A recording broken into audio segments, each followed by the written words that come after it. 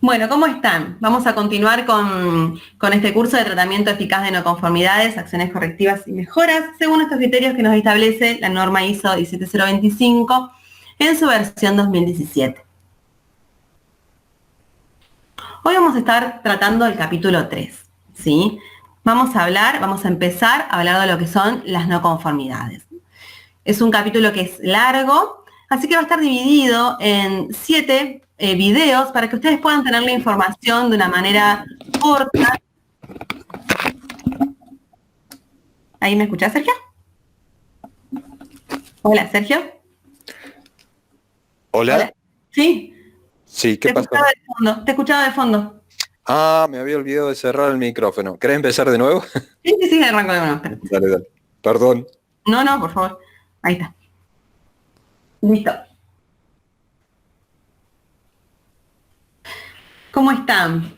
Bueno, vamos a continuar con este curso de tratamiento eficaz de no conformidades, acciones correctivas y mejoras, según los criterios que nos establece la norma 17025 en su nueva versión 2017. Hoy vamos a entrar en el capítulo 3, el capítulo de no conformidades. Bueno, es un capítulo que es largo, ¿sí? Que tiene mucha información, más que nada en la parte del tratamiento de las no conformidades, en donde, bueno, es intenso, tiene mucho detalle. Así que lo que hice fue dividirlo en 7 videos, para que ustedes puedan tener información de manera detallada, corta, y que no se les haga un tema largo y tedioso, ¿sí? Así que ustedes van a encontrar de este capítulo 3, 7 videos. Les recomiendo que tengan a mano la información que se les envió en PDF para poder ir haciendo alguna anotación con respecto a lo que se vaya charlando en este capítulo. Este capítulo va a ser el que va a centrar el núcleo del curso, ¿sí? Entonces, bueno, es el que más información detallada tiene y vamos a tratar. Bueno, en este primer video lo que vamos a hablar es de las definiciones, ¿sí? Vamos a estar tratando definiciones generales para poder comprender el tratamiento de las no conformidades. Bueno, como no conformidad, la norma ISO 9000 en su versión 2015 nos habla de que la no conformidad es el incumplimiento de un requisito, ¿sí? Es un requisito que no se cumple. Bueno, nos habla que este término, ¿sí? Se utiliza, nos dice, está proporcionado, digamos, en el anexo SL del suplemento ISO. ¿Qué significa esto? Se los quise colocar esta nota, más allá que es parte de la definición proporcionada por la ISO, porque es interesante, porque ustedes van a encontrar que las normas que están relacionadas y que tienen una conjunción SL en su suplemento ISO, están relacionadas entre sí con sus definiciones. Entonces, la definición de no conformidad va a ser tanto aplicable para la ISO 9001, para la ISO 45001, para la 14001, ¿sí? Todo lo que es un sistema integrado de gestión de calidad, están hablando de lo que es el anexo SL. Entonces, en ese anexo SL, los términos se utilizan de la misma manera. Entonces, de esta manera, el no conformidad va a ser aplicable a cualquier terminología SL, para cualquiera de estas normas que estamos hablando de sistema integrado. 14.001, 45.001 y 9.001. Tanto es así que también la 9001 se desprende de lo que es la 17025, ¿sí? Porque recordamos de que una de las opciones que teníamos para poder implementar un sistema de gestión de calidad, aparte de la opción A, que eran con los requisitos que estuvimos viendo en el primer capítulo, podía ser la opción B, que era aplicar 9001. Entonces, también, de alguna manera, ¿sí? Por decantación le va a caer a la 17025 esta definición de no conformidad que la norma ISO 9000 nos está proporcionando. Pasemos a lo que es el término de requisitos, ¿sí? También, según la ISO 9000, nos dice que es la necesidad o expectativa establecida, que generalmente está implícita o es obligatoria, ¿sí? Generalmente implícita nos dice que significa que es habitual o es una práctica común para la organización y las partes interesadas, y que la necesidad o expectativa bajo consideración está implícita. ¿Qué significa esto? Son necesidades o expectativas que la organización no documenta, ¿sí? Son actividades que la organización no las tiene como requisito normativo o requisito establecido en un documento interno. pero que de todos modos la organización se toma el trabajo de poder tratarlo como un requisito implícito, un requisito que igual cumple. Por ejemplo, lo que sucede, para darles un ejemplo, con respecto a una empresa, una fábrica, la cual está situada cerca o al lado de un barrio, por ejemplo. ¿Qué sucede? Esa empresa genera ruidos molestos, ¿sí? O ruidos los cuales pueden incomodar o hacer una situación indeseada en ese barrio que está situado al lado de la empresa. Más allá de que la empresa cumpla con los decibeles auditivos bajo la normativa que corresponde, ¿sí? Sabe de que esos ruidos generan un malestar en ese barrio y trata, ¿sí?, esos ruidos como un requisito a cumplir con respecto a evitar el malestar de la población que está alrededor. Entonces eso termina generándose como un requisito que es implícito a la organización, ¿sí? Porque no está documentado en ningún lado. Porque la organización no tiene que cumplir con decibeles, no tiene que cumplir con una normativa de decibeles, de audición, de ruido, perdón, pero cumple con esto que es implícito por el bien de la población.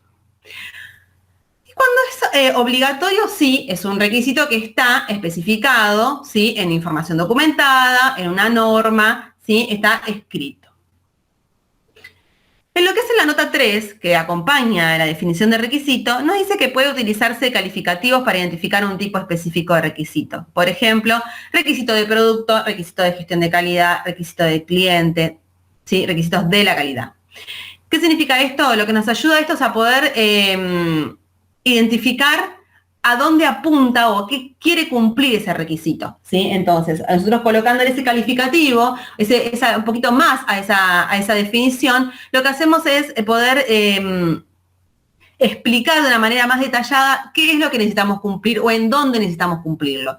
En este caso, por ejemplo, un requisito de un producto. Necesitamos cumplir requisitos en ese producto, en la gestión de la calidad, requisitos en el cliente, ¿sí? Y la nota 4 nos dice que los requisitos pueden ser generados por partes interesadas o por la organización, ¿sí? Esos requisitos, por ejemplo, con respecto a lo que es la organización va a, en sus documentos, en la información documentada, en los procedimientos que tenga la organización, va a estar generalmente comentando detalles de metodologías, detalles de formas de trabajo, y eso termina generando lo que es un requisito interno, un requisito que está explícito en un documento. Pero a su vez, por ejemplo, cuando la parte interesada, que son los clientes, o es, digamos, el comercio al que apunta la organización, necesita, por ejemplo, el cumplimiento de la norma 17025, la parte interesada genera ese requisito de cumplimiento de la 17025, ¿sí? ¿Qué significa esto? Si, por ejemplo, yo tengo un cliente que necesita el cumplimiento de la norma 17025 en tal punto para poder exportar, ¿sí?, ese punto de la norma 17025 es un requisito de la parte interesada, ¿sí? Entonces termina siendo un requisito explícito, porque está documentado en una norma, que forma parte de los requisitos internos de la empresa. Y la nota 5 hace la misma mención con el término de requisito a lo que hablábamos hoy del anexo SL, para poder utilizarlo de la misma manera en cualquier norma del sistema de gestión integrado y le cae por decantación a la norma 17025.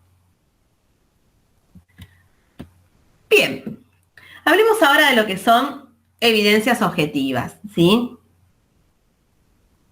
Este término que generalmente lo vemos en lo que son auditorías, ¿sí? Pero que también podemos llevarlo más allá son las actividades en la organización, ¿sí? También extraído de la ISO 9000, en donde tenemos todas las definiciones, nos dice que es el dato que respalda la existencia o la veracidad de algo, ¿sí? Es el dato que nos va a ayudar a determinar que algo existe, que algo es verdadero, ¿sí? Nos dice que la evidencia objetiva puede obtenerse por medio de la observación, medición, ensayo o por otros medios, ¿sí? Y que la evidencia objetiva, con fines de auditoría, generalmente se compone de registros, declaraciones de hechos u otra información que son pertinentes para los criterios de auditoría y que son verificables. ¿Qué tenemos que tener en cuenta? La evidencia objetiva, como dice acá, va a obtenerse por medios que nos van a ayudar a nosotros a poder conseguir ese dato, esa información para poder determinar que algo está hecho correctamente. Es la manera de poder determinar, ¿sí? La manera de poder buscar un dato que a mí me permita determinar que ese requisito que estuvimos charlando recién se cumpla, ¿sí? Bien. Ahora pasemos a lo que, hablando siempre de las definiciones, ¿qué nos está hablando la norma 17025 en su apartado 710, requisitos de proceso? ¿Sí? Acá nos da una definición que es interesante, que es la de trabajo no conforme. ¿Sí? Nos dice que el laboratorio debe contar con un procedimiento que se debe implementar cuando cualquier aspecto de sus actividades de laboratorio o de los resultados de ese trabajo no cumplan con sus propios procedimientos o con requisitos acordados con el cliente. ¿Sí? El procedimiento debe asegurar que. Bien, ahora seguimos con lo que el procedimiento debe asegurar. Primero me quiero detener en esta definición. Vean acá qué es lo que nos dice. Que tiene que haber un procedimiento. ¿Se acuerdan que cuando estuvimos hablando en el capítulo 2 de quejas nos decía que tiene que estar determinado un proceso? ¿Se vean la diferencia entre proceso que nos decía en el capítulo de quejas y que la norma estipulaba en su punto de quejas en la 17025, cómo determinar un proceso, ¿sí? Y que estuvimos charlando sobre eso. Acá no nos dice que tiene que haber un proceso para poder determinar el trabajo no conforme. Nos dice que tiene que haber un procedimiento, o sea, una manera de proceder, una manera de actuar. ¿Para qué? Para poder determinar cualquier aspecto que no se cumpla con un requisito tanto interno o externo, ¿sí? Que haga que se incumplan las especificaciones, ¿sí? Y ahora sí vamos a lo que nos dice que tiene que tener ese procedimiento. Tienen que estar definidas las responsabilidades y autoridades para la gestión del trabajo no conforme, ¿sí? Ese procedimiento nos va a tener que determinar las responsabilidades de cada una de las partes de la organización para con el trabajo y el proceso de la gestión del trabajo no conforme, ¿sí? Esto luego va a ayudar a poder determinar qué responsabilidad o qué acción tiene cada una de las personas dentro de lo que es la gestión de la no conformidad. Las acciones, ¿sí? ¿Qué significa esto? Lo que es incluir lo que es la detección o repetición del trabajo, la retención de los informes, según sea necesario, y se basan en los niveles de riesgo establecidos por el laboratorio. O sea, que es importante definir qué acciones vamos a tomar frente a una no conformidad. ¿Qué significa esto? ¿Vamos a detener el trabajo? Bueno, ¿cómo vamos a actuar frente a la detección del trabajo? A la detención del trabajo. ¿Hay que repetir un ensayo? Perfecto. ¿Cómo vamos a actuar frente a la repetición de ese ensayo? Si hay que retener un informe porque hubo un error o estuvo incompleto o se detectó una falla o un incumplimiento del requisito, hay que retener el informe, cómo se actúa frente a eso, ¿sí? Y hay que determinar los niveles de riesgo que se establecen para cada una de estas acciones que se van a determinar, ¿sí? Se haga una evaluación de la importancia del trabajo no conforme, incluyendo un análisis de impacto sobre los resultados previos. El punto D nos dice que se tome una decisión sobre la aceptabilidad del trabajo no conforme, ¿sí? El punto E nos dice cuando sea necesario se notifica al cliente y se anula el trabajo. Esto no es en todos los casos, porque puede haber no conformidades que no afecten a lo que es el cliente como tal, ¿sí? Y no hay necesidad de estar notificando al cliente sobre una cuestión interna de la organización que se soluciona internamente, ¿sí? Entonces, por eso nos dice que cuando sea necesario hay que notificar al cliente. Y anular el trabajo cuando también se considere necesario, ¿sí? Y el punto F nos dice que se define la responsabilidad para autorizar la reanudación del trabajo. Generalmente esta reanudación de trabajo viene autorizada por lo que es la persona encargada del laboratorio, ¿sí? Un mando medio, un coordinador del laboratorio o la dirección técnica. No lo hace generalmente lo que es el responsable del sistema de gestión de calidad porque no tiene la competencia para poder determinar fehacientemente que ese ensayo como tal, ese ensayo o esa calibración como tal, pueda estar siendo reanudada o no, ¿sí? Puede complementar con la decisión, pero no va a ser la persona que va a tomar la decisión de reanudar un trabajo o no. Complementa con la parte de gestión y la parte documental, pero no con la parte técnica de dar el ok técnico para reanudar un trabajo.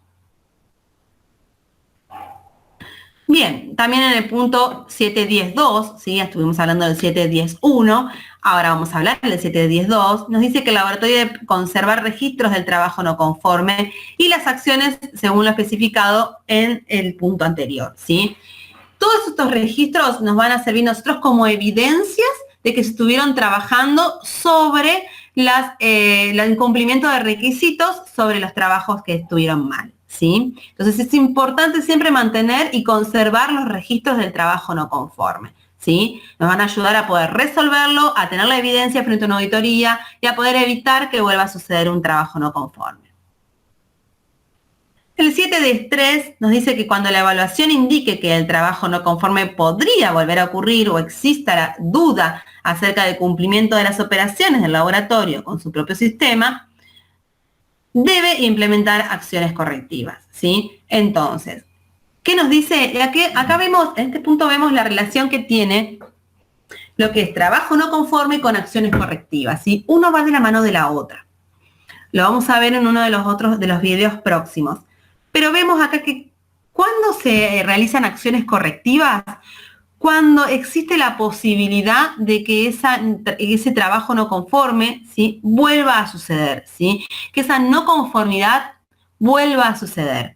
Entonces, evidentemente hay que tratarlo como con acciones correctivas, o sea, con una causa raíz para eliminar la causa del problema, no solamente el problema como tal.